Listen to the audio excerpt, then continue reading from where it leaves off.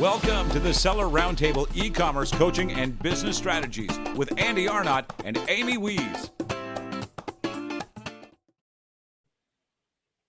Hey, what's up, everybody? This is Andy Arnott with Amy Wees. And this is Seller Roundtable number 89. And we have our friend, the myth, the man, the legend, Yev Marasenko's here. Hey, Yev, welcome back. Thanks for being on. Thank you. Thanks, Andy. Hi, Amy. Great to be here again. If you guys have not listened to the first episode with Yev, you can go back and find it. I think it's around 20. I think episode 20. Yeah, Yev, catch people up to kind of where you are now, what you're doing now. Maybe a little quick background, and then where you are now, what you're doing now, and yeah. Yeah, the focus is still trying to bridge the Amazon world with off Amazon world. So it's with strategies and software and just overseeing a lot of brands and Facebook ad spend and getting into Google ad spend, just seeing like what's the best thing to amplify Amazon, but also the diversity of strategies, just so many brands doing so many different things. So it's still being the focus there, just bridging external marketing with Amazon. And not necessarily like changing the focus, but getting into more newer stuff is there's ways you can amplify strategy. So it's me learning more about and getting more, whether it's in like software feature development or partnerships on how can you amplify that off Amazon, and that's through like buying brands or buying traffic asset, and then on top of that amplifying with Facebook ads. So it's getting into a little bit like higher level aside of just like here's the tactic that you run. So that's been kind of like more newer the past half year. Nice. And I know that you were doing the Facebook stuff, but then you also started rolling out some Google integration, right? Some AdWords stuff. Yeah, Google. It's tricky. It's not as good as Facebook on the like attribution side and like the simplicity of integrations. Even though Google Ads is like older, there's a lot of history. It's simpler, but yeah, we started it, and it's one of those things like it just needs more time, more testing, and there's always a small percentage of brands that like figure it out and run with it. But for it to be like a little bit more popular, it's harder just because it's not like it's not as generalized and applicable to how Facebook is, and that's more on the technical side because the way Google works. Yeah, it's it's funny to me because I know that, and I'm welcoming you over to the dark side of the force in terms of ads, because I know you were hardcore Facebook, and I was like, what about AdWords? And people are finally starting to take notice with Google, because the ads are a lot cheaper, and if you can dial it in, you can get some really great conversions for a lot cheaper than you can with Facebook. Also, in terms of, I've talked about this a lot, but if you're selling office supplies, Facebook and Instagram are visual platforms, and to try to market, printer paper on one of those would be pretty difficult, unless you get creative and, do like a Dollar Shave Club type video or ad, which, you can get creative, but most people have a pretty hard time with that. So welcome to the AdWords side. On the AdWords side, give us some of the things, like now that you've been digging into AdWords, I know you're a data guy. Give me some of the data, give me some of the, take a step back, and from a kind of macro view, like what are you learning in terms of Google Ads as it relates to Amazon and e-commerce? Yeah, first, bigger picture in terms of what brand should do it or not, or what Amazon sellers should do it or not. You have to think about the differences between Google and Facebook, and whether it's conceptually or strategically, where Google generally is more like not necessarily a warmer audience, but more like search intent, buying intent. And there's less things you can do on Google compared to Facebook. Like Facebook, it's all about creatives. On Google, you could say like, yes, wording and copy is important, like how you're writing the ads, but at the same time, structure, organization is more important, because then you have to start testing and leveraging all the Google AdWords, all of the settings, all of the options, where that's almost more important, how you're targeting. So you kind of have to be like, depends where you are organizationally. Are you good on operational stuff? Like maybe you'll have more chance of success in Google, because that's a big advantage there, just because you can't like do all of the stuff with images. Like, yes, you can getting into like YouTube and like display ads and all of that, but just generally search intent.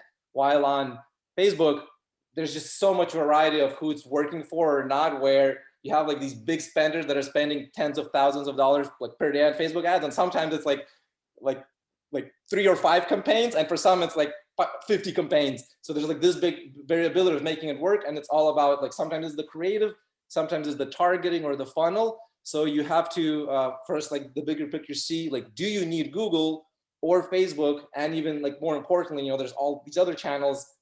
In 2021, do you need a diversification as a way to make others effective? Not as like a protecting your Amazon brand at diversifying, but it's more about, can you make your funnels more effective of diversifying for that reason? So now it's a different way why you need to think about trying other channels. So that's kind of like bigger picture before getting into like numbers or tactics, what you want to get into.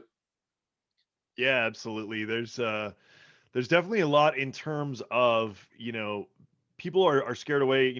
Early on was, Facebook. Now people are very scared away with Google and things like that, just because, if you're not an ad person, diving into those dashboards can be really overwhelming. Same thing with PPC, right? People, that's like one of the biggest pain points with so many people on Amazon. So in terms of that, are you still working with clients, or are you just doing software stuff exclusively? Mostly software. Anything outside of software, it's got more into like custom development, because I realized that through the software, there's so many brands that are doing different things. Like half of the features I've been launching over the years, most brands don't use them. Only a very small percentage do, and they like take it and run with it because it's like advanced. And then there's kind of like the part about, you have a software and you have to make content and like get case studies and like build it out for everybody to use it. But for me, I'm like prioritizing where coming out with new features and then seeing like which brands are using the different features. So I realized that you kind of have to do like the broader and deeper approach somehow at the same time. It's like focus versus not focus. So it's been more just like taking feedback from brands, but building it where I just care about what that one brand wants, because they've maximized a certain feature where like, sometimes I have like just nerdy videos about geeking out about something for an hour, and it's where 99% of the brands, they're like, you probably actually don't even need it because just focus on the simpler stuff. But some brands, they're like, this is exactly what we figured out we want to do. So how can we automate that even more or scale it up even more? So it's gotten more into like this custom stuff where that leads to like, well, that's more effort, engineering resources. So then it has to make me think on a different level where, like a $100 per month software subscription, like that's not going to cover when there's so much time going for one brand. So it's making me think like, what, like a lot of these Amazon brands, they're some of them are growing like 2x, some are just growing by 10%. So what are those differences? And a lot of times it's either like confidence in investing in more marketing or having better processes, or it's some sort of partnerships, whether it's on the marketing side or financial side. So it's been kind of like forcing me to like learn these areas that I don't know, is how can I like build software and like not have the brand pay anything, because I'm incentivized more on like their future benefit. And there's different ways of doing that, like not necessarily like equity, but different like partnerships of having a brand amplify. So I'm thinking from everything from a software perspective, like how things can be scaled and automated, originally starting out from a manual way of doing something uniquely. And then from kind of like a business perspective, more about how can a brand benefit, just like a win-win scenario where I can connect them with another brand or traffic asset or software feature that it's like a missing piece for them, and it'll like help them grow more, like double as opposed to just a 10% increase, because the 10% increase, that's just like internal slow learning over time. That's going to happen naturally if you're testing. Yeah, how did you discover, the opportunity to work with, primarily Amazon sellers and helping them bridge the gap of those external ads? Like, how did you discover like, hey, this would be a really great business to get into. This is the best software to build for me. Like, how did that come about? Because it doesn't seem like it's a natural progression. It almost seems like it's more like, okay, you should be doing this and you're not doing it. And, almost like you have to educate people on that. I know Andy and I always talk about external traffic and building out those external channels. But how did you get into this opportunity versus like maybe, you know, starting selling on Amazon and discovering it that way? Yeah, well, like the answer would be more like when I started versus like now, because these opportunities are always happening and you have to decide like where you are of like what to focus on, what to scale. And there's two parts. There's like a business reason behind it and more like a mental or mindset reason, where one, you have to be ready for a change. So originally it was doing marketing for a brand. This was for HeroClip. Like it was an internal problem where just like external marketing, it was working, but we were barely scaling it because of the tracking issue. So it was kind of like doing it for ourselves, and like building the software was on the side. So that was more like my mental learning, where like I figured out how to do it manually. We're using it inside the company, it's working, but I need to like take my own risk, not just being part of a company where like, all right, this is actually a software, like it'll grow. So it's me taking the step of turning it into my own business. Over time, relating that how now there's like more features, and this has to do with interactions with Amazon sellers. Like that's pretty much it. It's like seeing a lot of data and talking with brands, just seeing different needs. And this is where some brands they like think like very like long-term, some different short-term, some are like the way they're applying different features and softwares. So like one, from a business sense, it's making me think like what features does each brand need? So like one, I always, when I'm like, you know, there's days where like, all right, like what do I do? I'm not sure what to do. I always come back to, all right, like for me, number one is like innovation. So let me just go to like thinking of innovate, because you know, there's like impact. I like impact. There's like all of these factors that decide, but for me, like innovation number one. So if I'm having like a confusing day or where I'm like not helpful or something like that, I'm like, all right, let me just think of a feature that's probably useless, but nobody has it. So let's see where it's gonna go. And it's always going that route. Let me come up with something that isn't out there. And then as data comes in, then I'll decide if it's actually useless or not, or what brands are saying. So that's more from like a business standpoint, where then some people start using it and then it kind of gains popularity. And what would you say is the most, you know, the most common thing that you help sellers with? I think, you know, you have so much data in your brain and you have so much knowledge, but what do you think is the biggest benefit that your software offers in terms of impact to an Amazon seller? Yeah, there's a number one direct and number one indirect benefit. One is just like from Zon Tracker feature, you see attribution, so you kind of see sales. You're able to attribute more the effect of your Facebook ads. And then there's like the geo-rank software, but that's still a lot of question marks there of like how to use it, how different brands use it. But kind of talking about the attribution side, just the direct effect is seeing the data, and then the indirect effect is more important.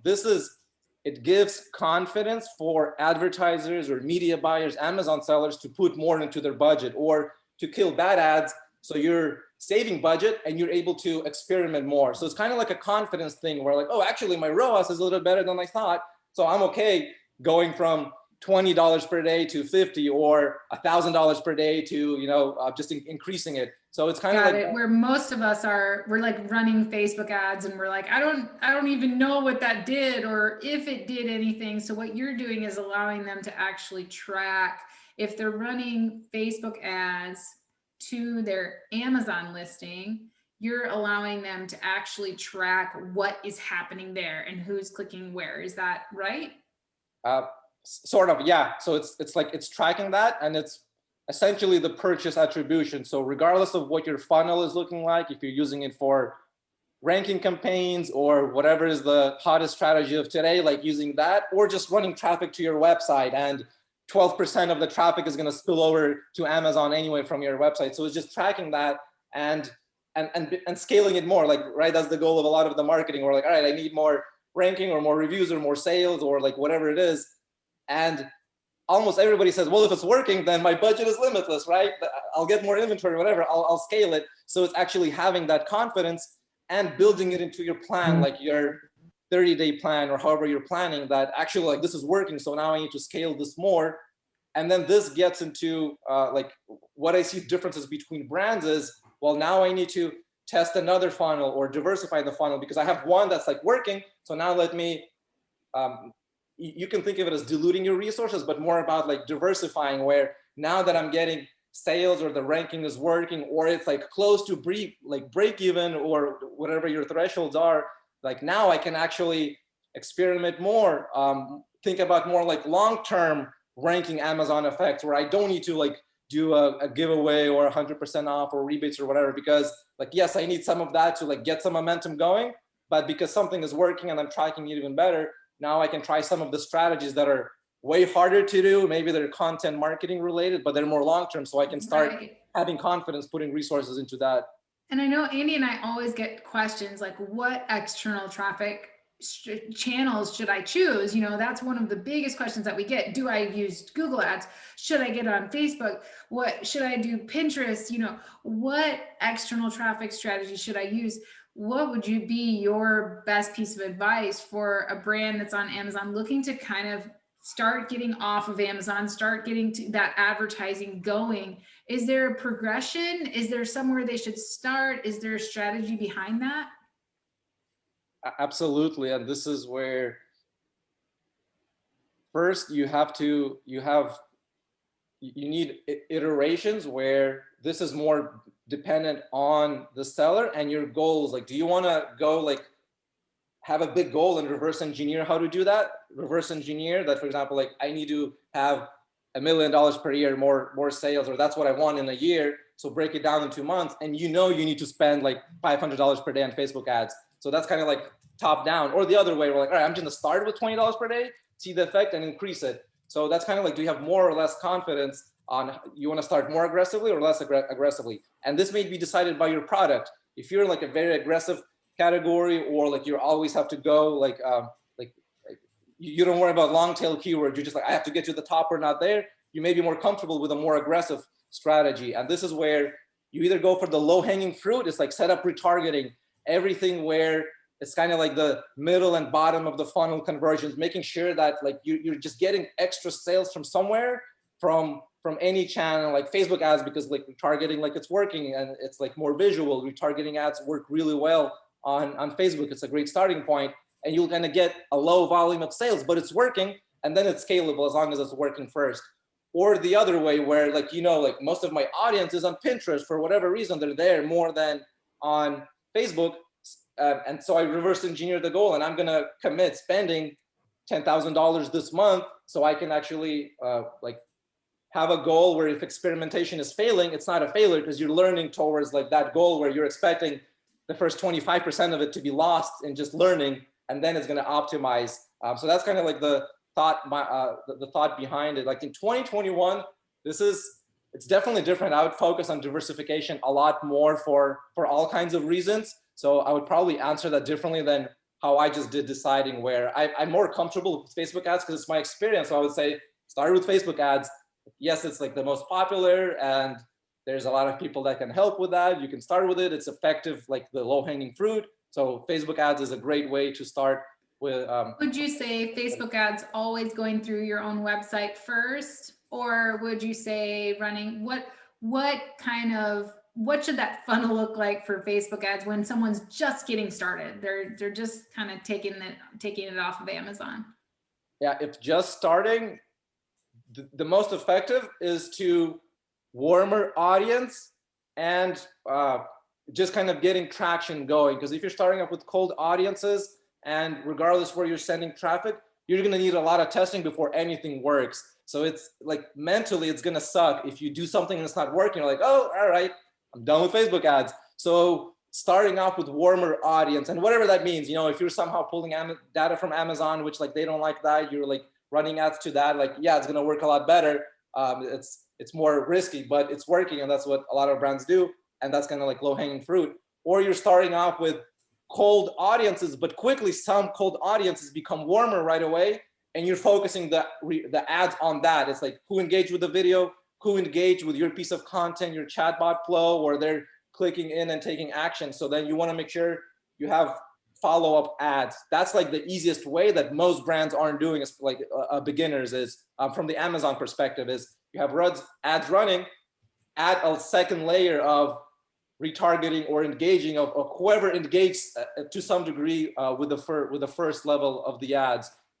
Now, I think retargeting is one of like the biggest missed opportunities. A lot of people, it's the same with even PPC, you know, when you're not optimizing your PPC, it's the same thing. You're losing those potential opportunities for sales. So taking that cold audience or that or warmed up audience and setting up those ads and then revisiting, retargeting those ads. Now, of the new people that you're working with, are they running ads through their website with the Pixel, or are they going straight to Amazon? What does that look like? Can they do either or both?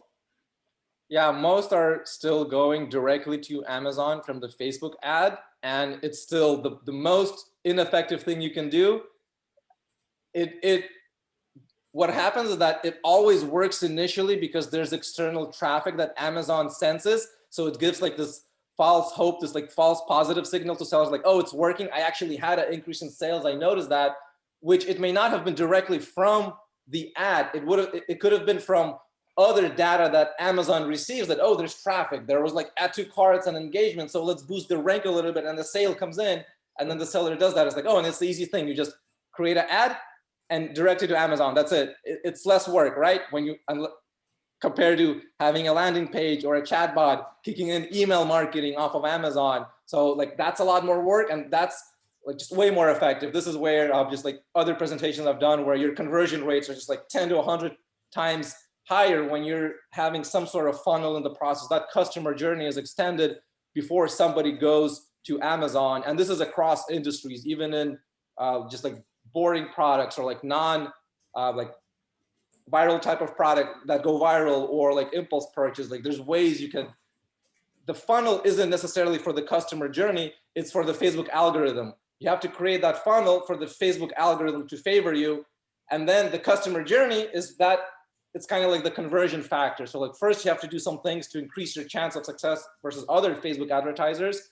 And that's like where you're sending them, having a couple of extra steps in your chat flow or on your website, even if it's like an Amazon focused landing page builder, where it's like, yes, it's very simple, fairly automated building, and like someone is taking an action, that's already a warmer audience. That's kind of like helping the Facebook algorithm where like, yes, there's engagement. We know who's doing something on the website or in the funnel taking steps while everybody else bounces. So like Facebook knows like, all right, good. That's like the bad audience that they weren't engaging on the ad. Wow, I hadn't even thought about it that way in terms, I guess if I put myself in the customer's shoes and I clicked on a Facebook ad and it just took me straight to Amazon, I'd be like, okay, wait a minute. So where I know when I've clicked on the other ads, where it takes me at least to a landing page to give me a little bit more information, or even into a chatbot and says something fun, it does warm me up a little bit more versus like, I'll shop on Amazon later. You know, like, I don't really need this right now. So, and then not to mention, like you said, on the side of the Facebook algorithm is going, okay, they're not just clicking the link and then we lose everything. We actually can give you more data because they went to this chatbot or they went to this landing page. And now we can utilize that data to effectively retarget them to figure out where they fell out of the funnel or what happened or whether they converted. And so you have more steps to track, and therefore your ads can become even more optimized and even more effective. Am I on track there? Yeah, exactly. So let me mention like a more advanced tip for whoever's on the call that's like already has experience more advanced based on what you were saying. And this is, you were saying, we're like, you know, if you're like on Facebook and you click and you're on Amazon right away, there are brands, these are the advanced ones that have figured that out, and that's profitable. And they're spending like tens of thousands of dollars like per day on Facebook ads. But you have to understand, they spend so much money to get to the point of finding those ads that do that. And it's not always what you think, where it's like, all right, here's the product image going to Amazon and that's it. There's a lot of psychological and customer journey stuff happening within the ad like process of seeing the ad and like clicking it and going to the Amazon and buying. Like just that journey and that consistency and the social proof and the offer and then the land and then the Amazon product listing page is like perfect. There's so many things that are in there. You have to spend so much before you get to that point where Amazon sellers that spend $100 or $1,000 directly going to Amazon, like, yeah, I've had like hundreds of clicks, because you can get cheap cost per clicks and like not purchases. Like, well, that's actually very common. So like you just need to test a lot. So those are advanced sellers, but the advanced tip for that is retargeting on top of that will amplify that even more. And even the advanced Amazon sellers that have figured out like aren't doing that. So you like just start adding, like segmenting out your campaigns where even with that engagement, there's still like ways that you could build lookalike audiences and kind of get even warmer audiences based on like purchase values and the higher tiers of your audience and targeting to like amplify that even more. So that's kind of like on the advanced side to see from a beginner side, like where you're going. Is there a way to automate that with traffic, or sorry, with software? Is that automated? Like you're always kind of focused on the software that you can build for that. Is there a way to automate that, or is that more of a like, no, you need to really get into it and figure it out? Yeah, that's fully automatable. It's more of you have to have the process first of setting it up so you know what that automation is. And the automation is more on the Facebook side.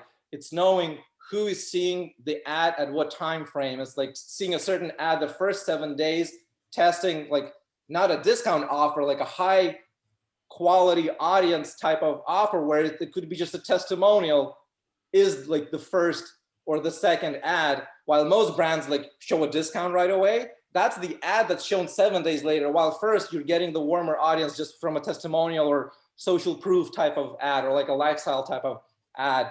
So you have to set those automations, like who's seeing what, and you have to know what ad is shown when and testing the ads to know what ad is working. So there's like process behind it, but once you figure out, then it's just settings in Facebook that like who is seeing what, and then on top of that software automations, whether it's through Zone Tracker or using a combination of other tools of like getting your audiences into Facebook and having that data feedback back to Facebook, just so technically it's like automated, and then Facebook does the actual like targeting and delivery of the ad of like showing the ad to the right person at the right time. That's like all automated, but that you kind of have to get to that. So like start simple, getting a conversion, and then this is coming back like full circle the other way to the beginner, is that first get a conversion going. Don't think about scaling yet. And the conversion means is like, what is that customer journey?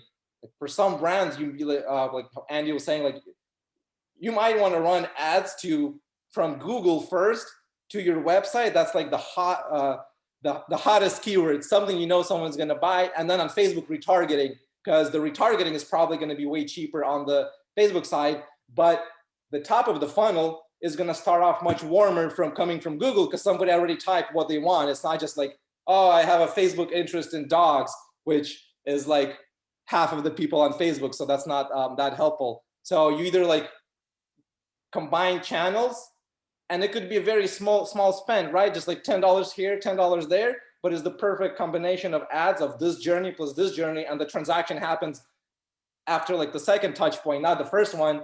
So like don't stop at the first one when it's like, or being upset that like you didn't get the purchase, and then you stop there and make sure that happens.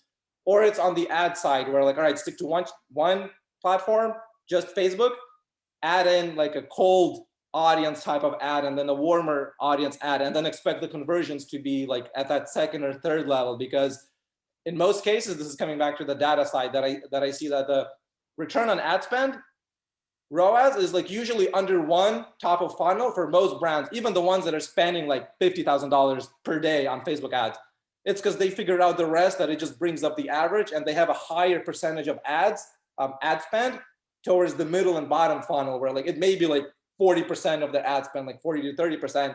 So that ROAS, that's like barely break even, depending, are you thinking of like 1.0, or, you know, after COGS, like your break even is like 1.5 or whatever that may be, is that the retargeting is when it's profitable and the conversion happens. And the top of funnel is what's scalable or not, because that's like cold audience, you can add more interest, just more creatives, test more stuff, but it has to convert on the middle and bottom funnel. So so for beginners, just think about like just customer-centric perspective of just like one person seeing the perfect like ad, and then the follow-up ad and the offer, but don't think of the offer always as a discount. Like the offer may be just making the micro commitment. So it's not necessarily bigger discount on one unit. The offer may be like more units at, you know, at a discount. So the offer, I mean, this has to be tested for different categories more, or then the offers is just other things that you have complementary, you know, just like ebooks, just a simple example, like may or may not work. Probably won't work in most cases because it's so overdone. But other examples of just different offers that will work from like straight up like initial ad. Thanks for tuning in to part 1 of this episode. Join us every Tuesday at 1 p.m. Pacific Standard Time for live Q&A and bonus content after the recording at sellerroundtable.com. Sponsored by the ultimate software tool for Amazon sales and growth, sellerseo.com and amazingathome.com.